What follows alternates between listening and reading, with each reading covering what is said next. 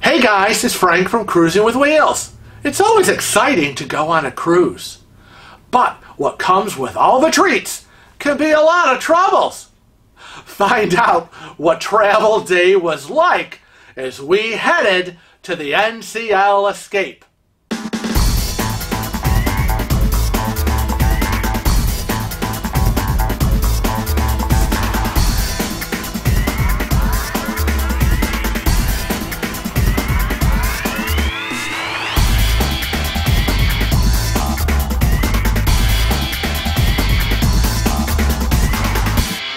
Well, that day, embarkation day, Kevin and I were up at 2 a.m. in the morning.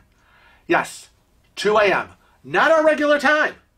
We had to be at the airport by 4 because we had our usual flight out of Rochester to JFK, New York City, a 6 a.m. flight. So you can imagine it was a long day. But we get on the plane, and then you get your usual goofy people. I swear, I don't understand sometimes. There was this lady, and she was not understanding the flight attendant gate check.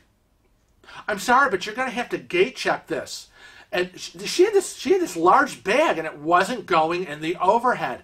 And the flight attendant kept telling her, you're going to have to gate check this. And she kept saying, no, you're not taking my bag. No, no gate check. No gate check. And she's going, yeah, we're going to have to gate check this. Let me tag it and get it out there. No, you can't take it. You can't take it. You're not taking my luggage. No gate check. No gate check. And she was acting like the flight attendant was trying to steal her luggage. And we're sitting there going, what is it that this woman does not understand? Okay, she can't fit it in the overhead. It was just too stuffed. And it was designed, the wheels were big, it just nothing would close. And she wasn't understanding. So that was followed, well, at the end, the flight attendant grabbed the bag and off she went. Gate check. Done. Then you have the people who are wandering down the aisle. Now, we are on the plane first, okay? Handicap, guests are boarded first, and so we're sitting there, so we get to watch all of this. So you get the people, and they got their tickets, and they're trying to figure out where they are, and I'm not sure why they can't find their seats, because on a plane, the numbers are right there. Number 1, A and B. Number 2, A and B. Number 3, A and B, all the way down the line. Now we're on the other side, C and D, okay? But, if you're looking at your ticket and it says 9A, why are you going sitting in 8? Okay? Do you not know the difference between an 8 and a 9? Or a 9 and a 10? Or a 12 and a 15? They're right there, above the seat. It's not like they're on the border between seats. They're right above. You stand in front of the seat, you look, 11A. Oh, look, Garanimals, it matches, 11A. Obviously my seat. I can't tell you how many people they did not know where they're going. And it wasn't a big plane. We don't have big planes. We have small planes that leave Rochester and, puddle jump 45-minute flight to JFK in New York. So it's not like you got this big jumbo jet with all these seats and nobody knows where to go. And it's, oh my God, it's overwhelming. It's very simple. It's very easy. Most of the people did not learn their numbers in grade school. So then we arrived at JFK. And it's so funny because, JFK, big airport, hectic and whatever. And, when you go through TSA security, it can be overwhelming. But is it so overwhelming that, that when you go through security, most of the people, unless you're TSA pre-checked or global entry, whatever, and you don't have to take your shoes off. Now, I'm in a wheelchair, so I don't have to remove my shoes. But most of the other people, they take their shoes off, they put them in the tray, It rolls through the screening process through TSA security, along with, their tote bags or backpacks and whatever they've got. But is it so overwhelming that you take your shoes off and everything rolls through TSA and you grab your luggage and just walk away without your shoes? I mean, they were paging, so someone left TSA security area without their shoes. I mean, do you not know whether you have your shoes on or not? I mean, seriously, people? I think I would know. I think I would sense that the tile floor in this giant airport was a little cold, and my feet were freezing, and I didn't have the comfort of my warm shoes. I mean, who walked away without their shoes? I mean, that's a little wacky for me, because I just kind of don't understand that one. Now, when we got to Pier 88, Port Terminal, where the Escape was docked, the car dropped us off, and it's very hectic. Everyone is being dropped off, and we got there early, so a lot of people are coming out. We're over here being dropped off. The porters are outside. All the empty luggage trolleys are lined up, ready to receive our luggage, but it's very fast-paced. And I'm not exactly jumping out of a car. I can't do that. So we've got the ground link driver and Kevin opening up the back hatch, getting my wheelchair out. Kevin's getting it all set up. He's attaching the footrests. He's getting my cushion pillow in, and and the guy's getting our luggage out. And I'm all worried that by the time I'm getting in the wheelchair, someone's stealing our luggage. Because it's crazy in New York. But we get me in the wheelchair, but then we have to find how to get me up on the curb to get in, because we've pulled up and there's the curb, and now we're looking for the ramp entrance to go in, and that's always very dicey, depending on where the driver was able to park in front of the entrance.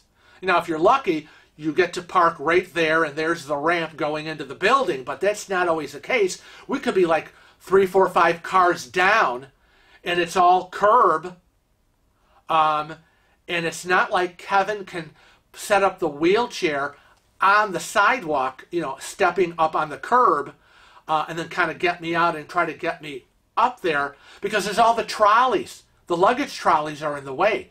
So I'm getting out on the driver's side, where cars are passing us, trying to get out, and then we have to get the luggage, and I'm trying to help him, and the driver's trying to help us, and we're trying to look for the ramp.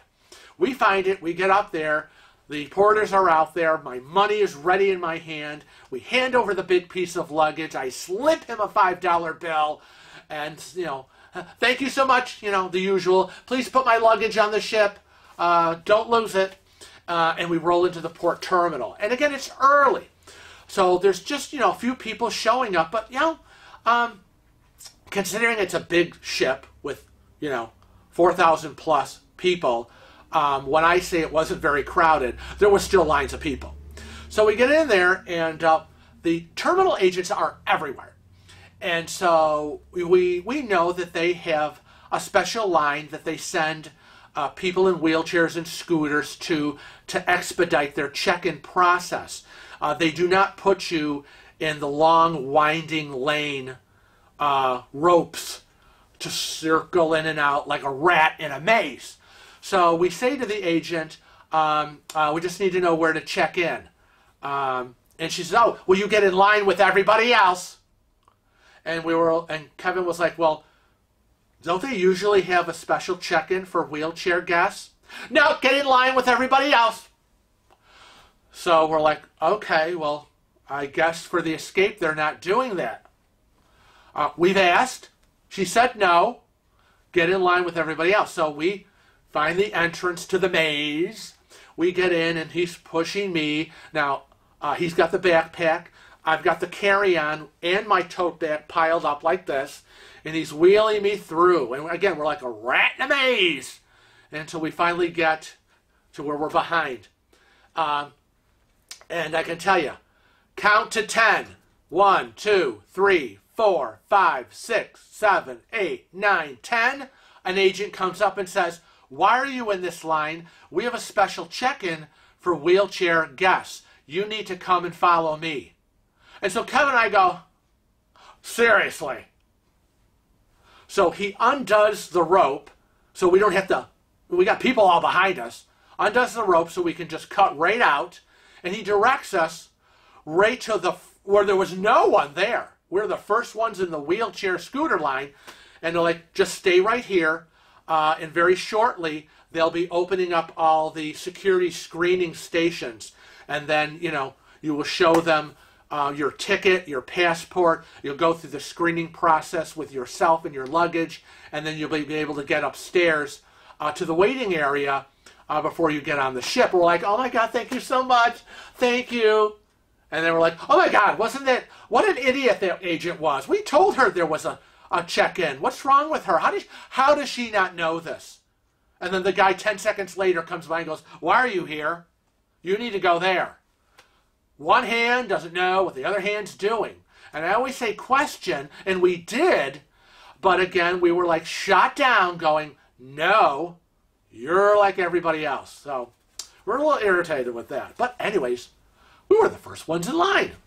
So continuing on with the good part, the treat part of all of this, which is first in line, the agents at a certain time opened up, and we were able to go through, and I got a quick pat down, and Kevin rolled the luggage through the scanner, and he walked through the archway, and we went to the check-in was like that. Within like 30 minutes, we were like, boom, boom, boom. Here's the ticket. Here's the ID. Here to take my picture. I'm a star. Here's your sail and sign card. And she'll direct you to the elevator and take you upstairs where you will wait to board. And we're like, "Wow, thank you. Bye. Love you." And I'm all, you know, we're all like happy. And, you know, up we go. And they immediately take us to the waiting area, or the wheelchair corral area. And it has all the chairs there for people and an area for the wheelchairs and scooters to kind of line up. And it's a very strict area, I want to tell you, very strict, because you know, you can't have, you know, people come and visit you, because again, we met so many people who saw us sitting there and came over to say hi, and they were like, "Oh, you can't stand here, you can't stand here, you're in the way," you know, this is, and we're like, you know, I mean, they're very strict in the terminal, so very controlling. So be aware of that. But it was a very quick process for us. And by 11 a.m., we were boarding the ship. Again, another treat. So I was really, really happy with that. And we got on board without, you know, much fanfare. We boarded with Derek and Gregory and Derek's mom, Valerie, who were a little concerned that we had invited them to board early with us because, you know, they had a boarding number, and according to the official boarding number they had, they would not have been allowed on the ship till around 3:30. And we were like, "No, you're with us. You board with us." And we're like, no, we can't. We're going to get in trouble." And we're like, "No, you're not. You're not going to get in trouble." We were with Dave and Darlene on the last cruises. They boarded with us. They had never been on an NCL cruise. They were pretty much a nobody. We were Platinum Plus. Don't worry about it. Your party is your party. They're not separating you. We're going to board together. Don't get nervous, you know. Or as I would say on the last cruise, "Darlene, you're either my nurse or my sister." There. This is that. Anyway, so we boarded, got on board, and we decided where to eat. And it was like, wow. And people were so happy to be on board, figuring out who's going to the buffet, who's going to go to the main dining room, sit down, Oceans. Nobody knew where they were going. Well, we decided to go, I think we decided to go to Savor, a small restaurant, sit down lunch. But it was exciting, and that, you know, very quick, fast-paced, zippity-doo-dah. Glad that we were not part of the 3:30 boarding process. But, you know, it doesn't always happen that early for everybody, because we have two things going for us. And because people will say, well, geez, you know, we're not all like you. And I'm like, well, yeah, you know, because I'm in a wheelchair, so we get priority, and we're Platinum Plus, again, priority. So there you go. You know, if you got some friends that you can hook up with, make it happen. Now, once on board, you know, you kind of on embarkation day, you're headed for the troubles, because you know the elevators are a nightmare on embarkation day, and everyone is bum rushing the elevators. I mean, it is like Black Friday shopping, where thousands of people are outside the store waiting for the doors to open for the, you know, to get in and buy all those toys and electronics. And the minute the doors open, boom, they are rushing in like crazy people. Like somebody has thrown gold, silver, and diamonds into the elevator. Well, you know what? The elevator doors open. There are people in them that need to get out. Why are you bum rushing? What do you think, they're going to squeeze? You think everybody on the elevator is like an inch wide and they're going to squeeze out? That was the most aggravating part, was the elevator bum rushers. Ugh! I was so irritated because I just couldn't understand the concept of, you need to, when the doors open, you step aside. Normally, that's what people do. You step aside. One person holds the door on this side. The other person holds the door on that side. Everyone is allowed to exit the elevator, and then you all get in. We can't get out if you're in the way. Hello? So remember, the first day of embarkation and the last day disembarkation are the most frustrating of your days. It is hectic. People want to get on the ship. People want to get off the ship. Elevators are crowded. People are running around like chickens with their heads cut off. The key to that is patience. You must have patience. Now, we know that's how it is. So we look at each other and go, well, I see nothing's changed. Still crazy. But if you've never been on a cruise, don't be overwhelmed. I'm telling you, this is the way it is. No matter what cruise line or ship you are on, it is crazy and hectic on both those days. So, that is the first subject of my Tales from the High Seas. I'll be back again next week, where we're going to get down and dirty in some crazy stuff. So on behalf of Kevin and myself, I want to remind you to always make sure you're a regular subscriber to our YouTube channel. So click that subscribe button, click that bell to get regular notices, and follow us on Facebook, Twitter, Instagram, and Snapchat. So remember to always travel safe and cruise often.